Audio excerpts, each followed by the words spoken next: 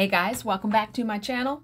I am Danielle, aka Stitcherista here on YouTube, and today is going to be a stitch with me while I continue working on Modern Folk Embroidery's Fruits of Plenty sampler. So it will be a true crime story time, but we are going to have a chat first because I have to tell you about work yesterday. Well, first, I caught up on American Horror Story last night. It's so good. I love that show. I like it. It has explained some of the backstory of the main theme of the show. It's good. I like it. So I watched that. And then I have heard everyone talking about this new show on Netflix called Clickbait. So it is an 8-episode series that stars Adrian Grenier, who was the star of Entourage on HBO, if you watched it, and he's been in a couple movies. He's a cutie. I'm drinking coffee. It is pretty early here. It's about 7:20 a.m. Our job today starts at 8:30, well, 9:30 my time. Yeah, I'll get into that. Okay, so the premise of Clickbait says when family man Nick Brewer is abducted in a crime with a sinister online twist, those closest to him race to uncover who is behind it and why.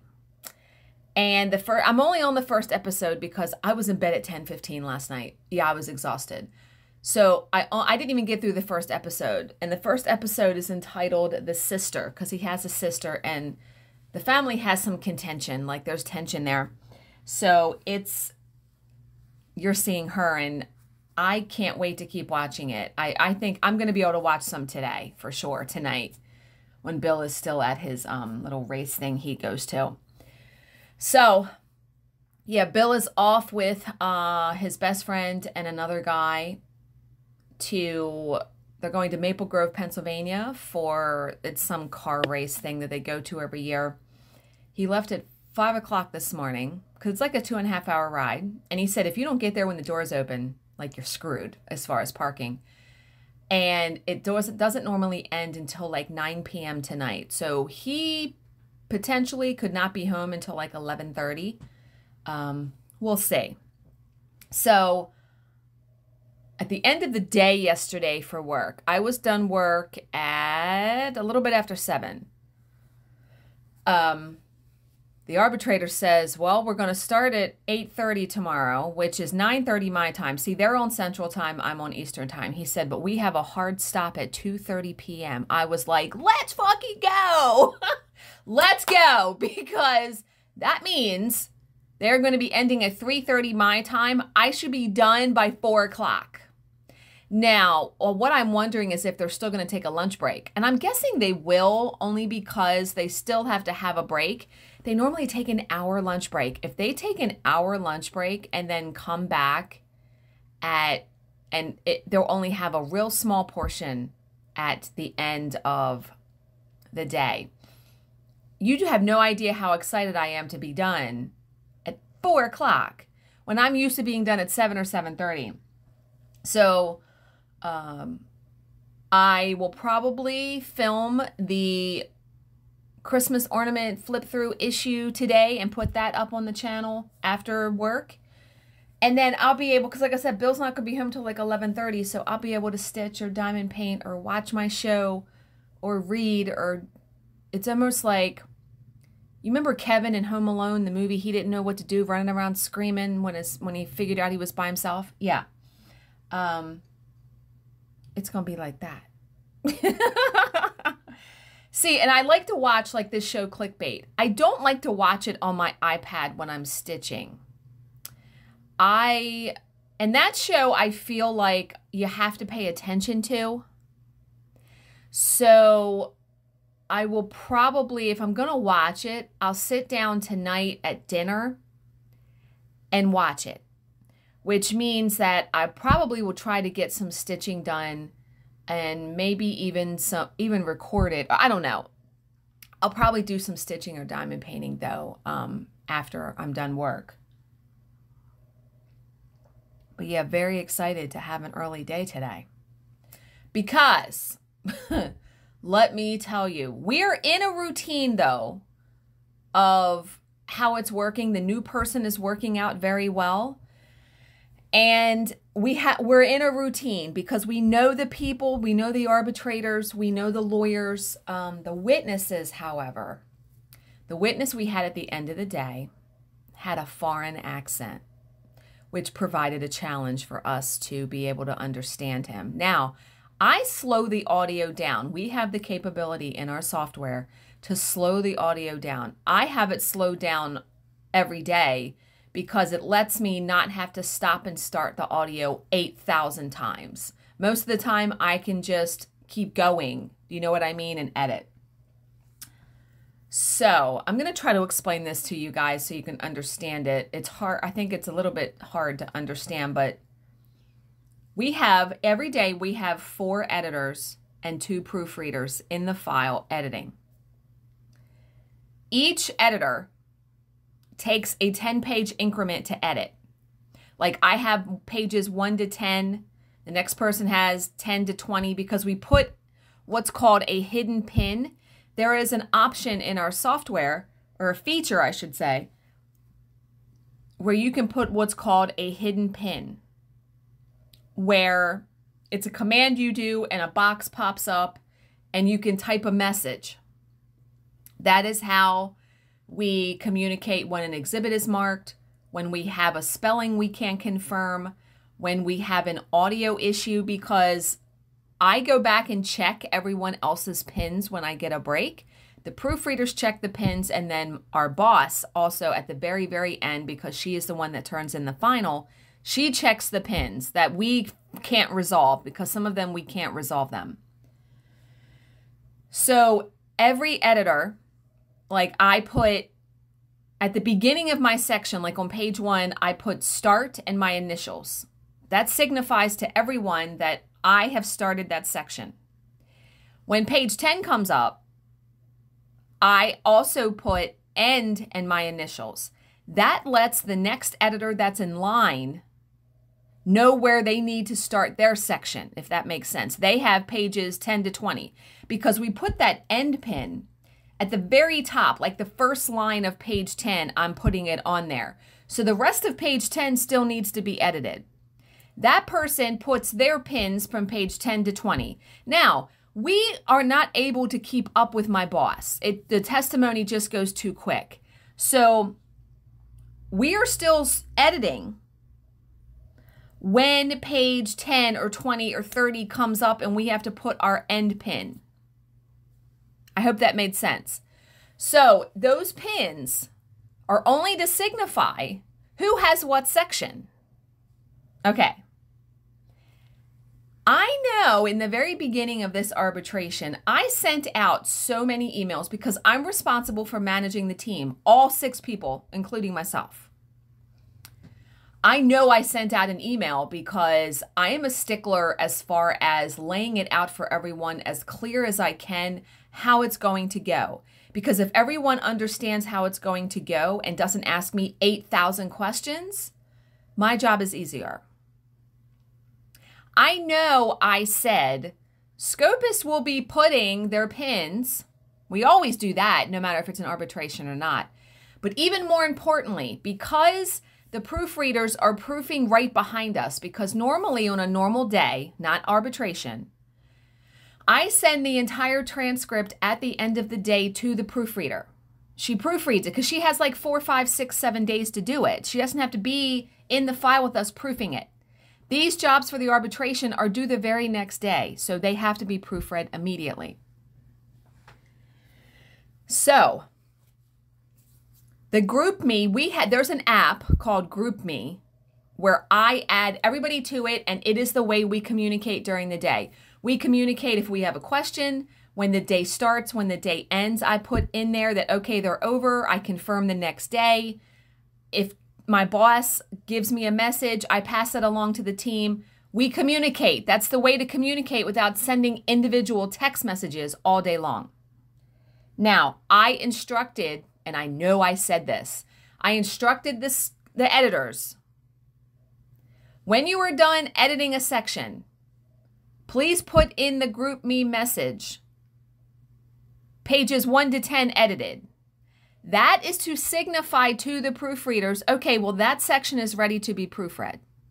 I know I said that. So not yesterday, but the day before. No, it was yesterday.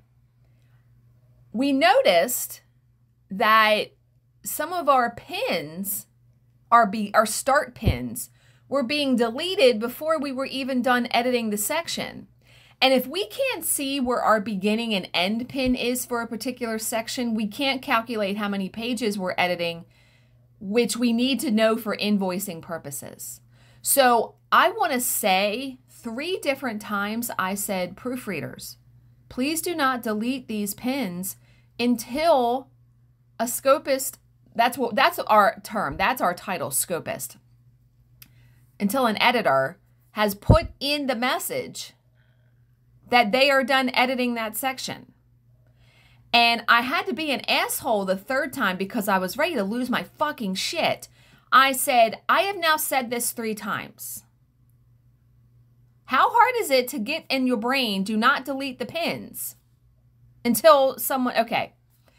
So I don't know, our regular proofreader, she wasn't doing it. It was the other person that we hardly ever use. So at the end of the day, this person comes back and says, so you mean to tell me that editors are putting in this message via text message when they are done editing a section? I'm like, are you fucking joking me right now? Because what precipitated that was that proofreader came back in the message and said, it looks like page 271 isn't edited yet. That's because the person is still editing those 10 pages. Why are you proofreading it before it's done being edited? And so I went through, I must have sent 15 messages because it's like this person couldn't get it. And all of my team like privately texted me and was like, what the actual fuck is wrong with this person? So I told my husband and I was like, you would not, and I didn't complain. I just said, you would not believe what happened at the end of the day. And I'm like, we're 7 days into this arbitration. Do you mean to tell me you've been proofreading before it's been edited? No. Hell no. So this morning I got up. My mind was blown. Like I literally thought my head was going to explode. I got up this morning and I decided to send an email to the 2 proofreaders, reiterating procedures because are you fucking kidding me right now? So the email, I'm going to read it to you. It's literally a book. It is literally so long. So I said, first, I want to thank you both for your work thus far in the arbitration. Each day has its own challenges and everyone seems to have risen to the occasion each day. Overall, we've done very, very well with doing basically 300 pages a day. And then I say, that being said, I wanted to reiterate how the proofreading should be approached just to make sure we are all crystal clear. Number 1, each scopist takes a unit roughly of 10 pages. At the beginning of their unit, they put a hidden pin that says start and their initials and they start scoping. At the end of their particular 10-page section, which will come up before, and I have before all in caps, before they are done scoping, because we can't possibly keep up with our boss ever, they will put another pin that says end in their initials. This is to alert the next scopist in line that they can start their section. These pins are in no way meant to signify that scoping has been completed. That was one thing. The proofreader thought, she's like, well, but it says end 271. I'm like, that does not mean the scopist is done editing. And so I had to explain all of that. And I was just like, am I on candid camera?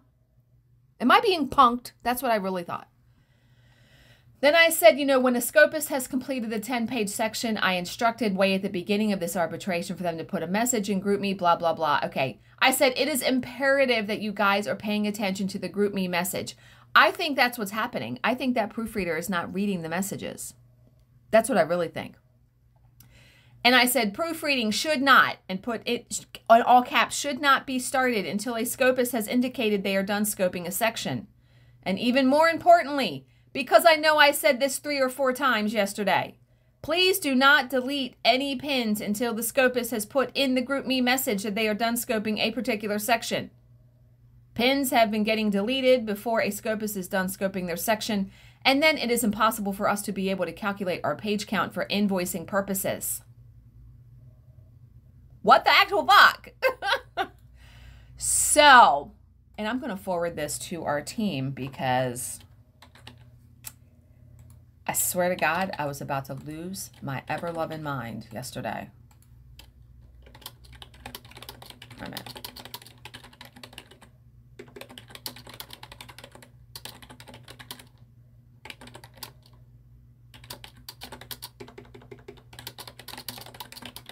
Can you hear me typing?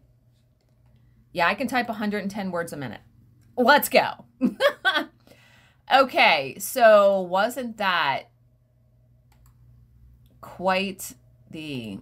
I was just like, I literally, my head exploded. It really did. And at the end of the day, for this to happen at the end of the day, where we're already all tired, no, dude, no. No.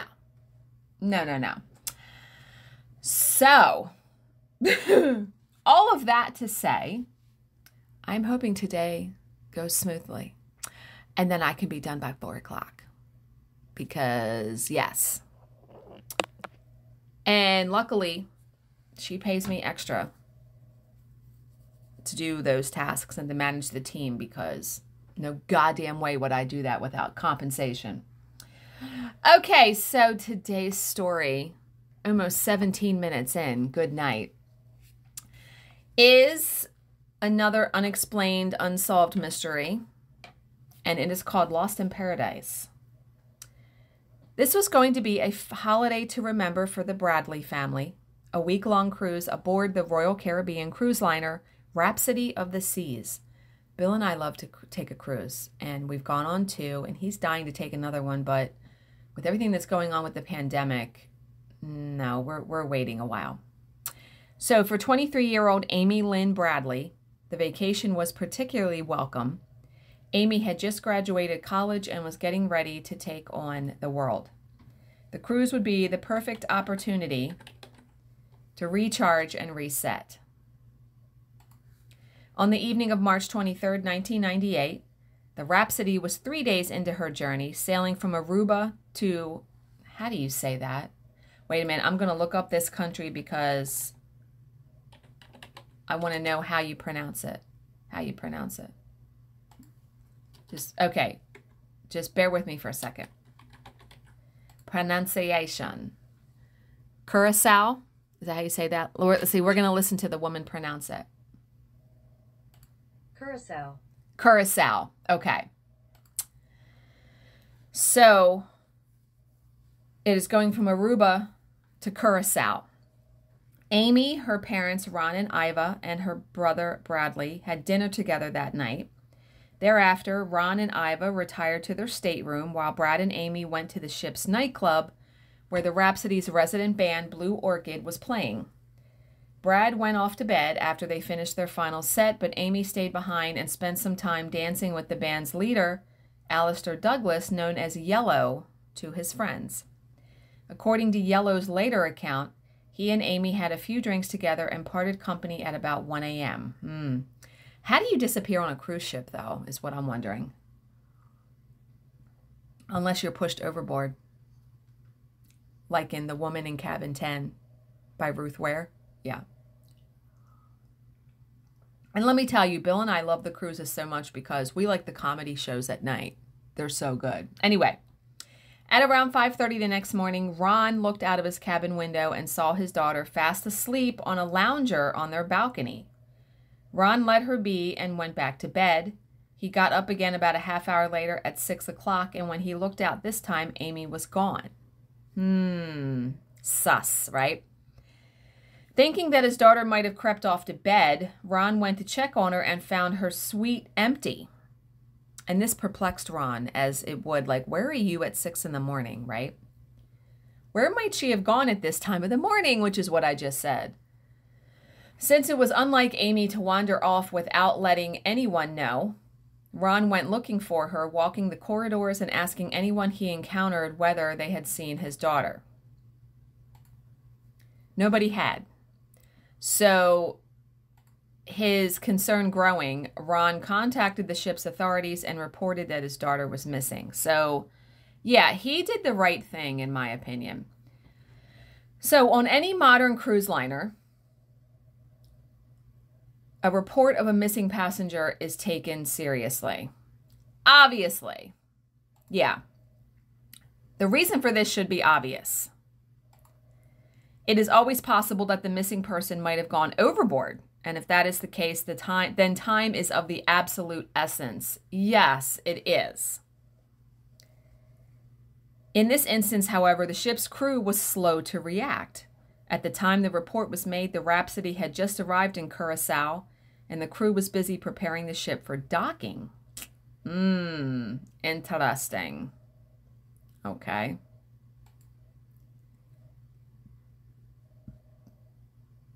It was only once the passengers had disembarked that searches began in earnest.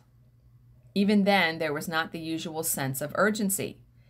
Amy's brother Brad had reported that he'd spoken to his sister after her father had seen her on the lounger. She told him that she was going ashore to buy cigarettes. The general consensus seemed to be that Ron was overreacting, that Amy would soon turn up. But we are reading the story, so I'm guessing she does not.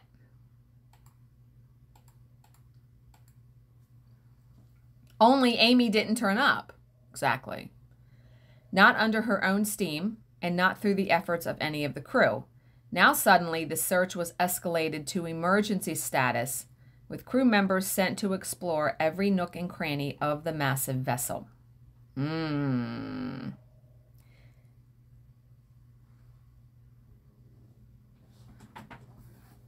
So,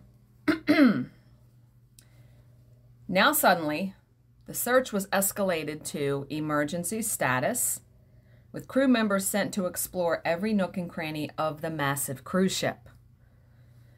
In the meantime, the Netherlands Coast Guard was alerted and took to the sea.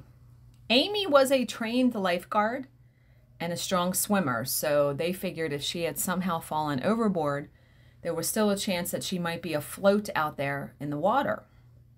However, the search found nothing that day, nor on the 5 days that it continued. Oh, God. Thereafter, Royal Caribbean Cruise Lines paid for a chartered ship to keep up the search for an additional 4 days. It, too, came up empty, so she's been gone for like 10 days at this point. So, what had happened to Amy? There were only a few possibilities, and none of them were good. The first was that she had fallen overboard, or perhaps committed suicide by jumping. This was quickly discounted by the authorities since the ship had been coming into port when Amy disappeared, and an extensive search had turned up nothing. The other possibilities were that she had been killed, and that her body was hidden somewhere aboard the ship, or that she had been abducted. There was also a chance that she might have left of her own free will. Perhaps the idea of entering the adult world of work and responsibility was intimidating to her. Perhaps she decided it wasn't for her. The Bradleys, however, discounted this idea because they knew Amy, right?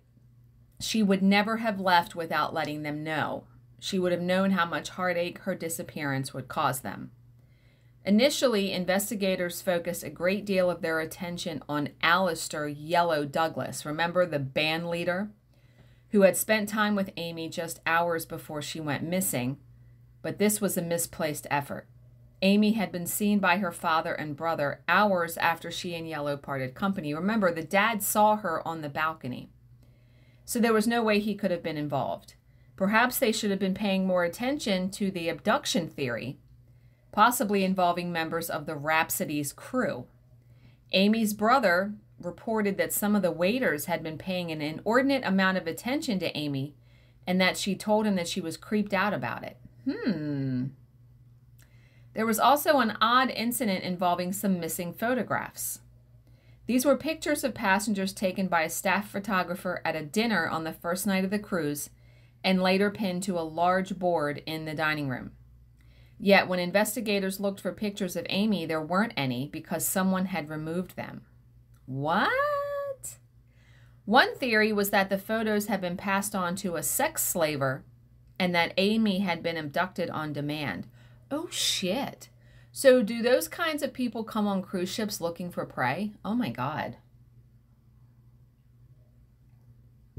By March 29th, all official searches for Amy on board and at sea had ceased. The Bradley family, though, continued its own search. In Curacao, they received a promising lead. A taxi driver reported that he had been approached by a young woman matching Amy's description, and the woman had seemed agitated. She had asked him where she could find a payphone, but ran off before he could answer her. This looked like a promising lead, but it ultimately came to nothing. Eventually, the Bradleys had to abandon their search and fly back to Virginia without Amy. They would return to Curacao several times to look for her, each visit ending in disappointment. But that is not to say that the trail went entirely cold. Over the years, there have been several reported sightings of Amy Bradley, and some of them are quite convincing. In August of 1998, 2 Canadian tourists encountered a woman on a beach in Curacao who looked remarkably like the missing student. They tried to talk to her, but then 2 burly men appeared and hustled her away. What is particularly noteworthy about this sighting was the description of the woman's tattoos. The tourist said that she had a Tasmanian devil spinning a basketball located on her shoulder, a sun on her lower back, a Chinese symbol on her right ankle, and a gecko lizard on her navel, and these exactly matched Amy's tattoos. My God. Another sighting in 1999 came via a U.S. Navy serviceman who said that he had encountered a woman matching Amy's description in a Curacao brothel. Oh, God, a brothel. Oh, no. According to the sailor, the woman told him that she was being held against her will and begged him to help her. He did not report the incident at the time because he was afraid he would get into trouble for visiting a house of ill repute. When he eventually plucked up the courage to say something, it was too late. The police visited the brothel in question and found that it had burned to the ground. I bet she was kidnapped by some kind of sex ring. Oh, my God. What's frightening is that that can happen on those kinds of things, those ships. There were other sightings too, not all of them genuine or well-intentioned. In the fall of 1999, a man named Frank Jones contacted Ron and claimed that Amy was being held by Colombian drug runners at a heavily guarded location in Curacao. Jones claimed that he was an ex-Navy SEAL and said that he and some of his former SEAL comrades would be able to rescue Amy for a price. To prove his credentials, he provided an accurate description of Amy's tattoos, which he said had been given to him by an inside man, a cook who worked at the armed compound. He also told Ron about a lullaby that Amy sometimes sang. This was a tune that her mom had taught her as a child. Convinced by these credentials and desperate to be reunited with his daughter, Ron asked Jones to go ahead with the operation, and that was when Jones named his price, a total of $210,000. The money was paid after Jones provided one more proof of life, a photograph of a woman who looked very much like Amy and was similarly tattooed. With the money paid over to Jones, the Bradleys were told to fly to Florida and to wait for a call. They waited for a week before they eventually heard anything, not from Jones, but from one of his associates. He told them that they had been duped and that the whole thing was an elaborate fraud. There was no guarded compound, no Colombians, no inside informant. Even the photograph was fake. Frank Jones, who had never served in the U.S. Special Forces, was subsequently arrested and charged with mail fraud. He was sentenced to 5 years in prison and ordered to make restitution to the Bradleys.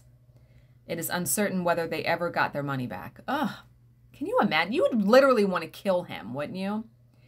In 2005, a woman named Judy Maurer was in a restroom stall in Bridgetown, Barbados, when she heard raised voices outside.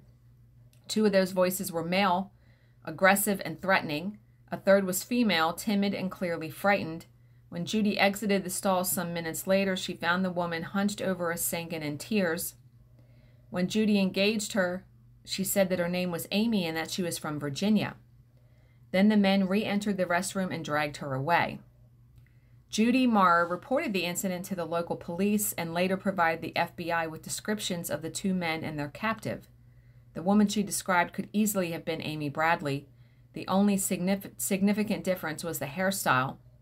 Amy had worn hers short, and this woman had long teased out hair. But, you know, it's been time. Like, some time has passed. So her hair could be, have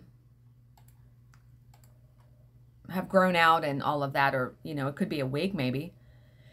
And that tied in directly to the next potential lead in the case. Just a couple of months after the restroom incident, Ron received an email containing an image of a scantily clad young woman sitting on a bed.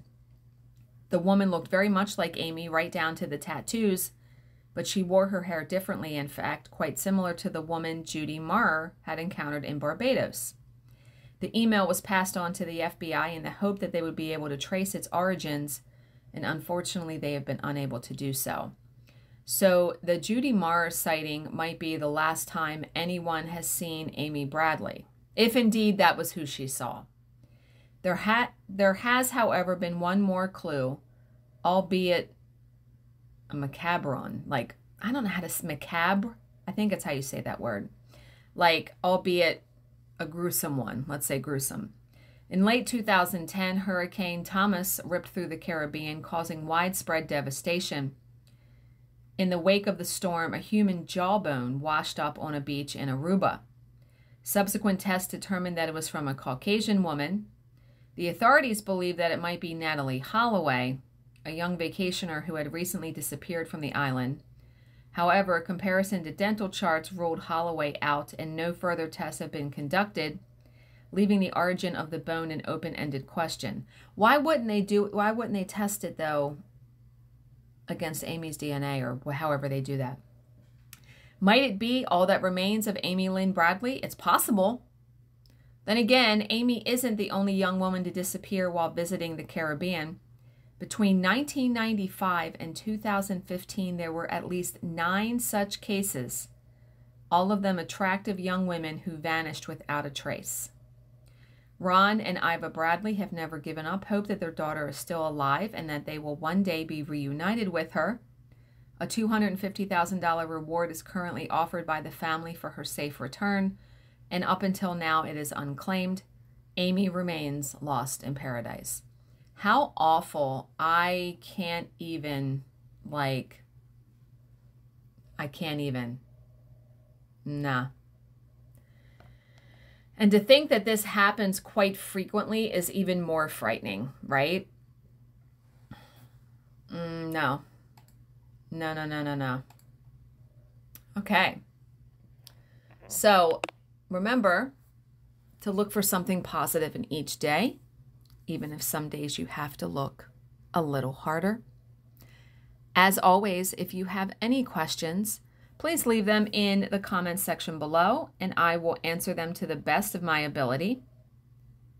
Thank you so much for watching and subscribing, and I will see you in my next video. Bye, guys.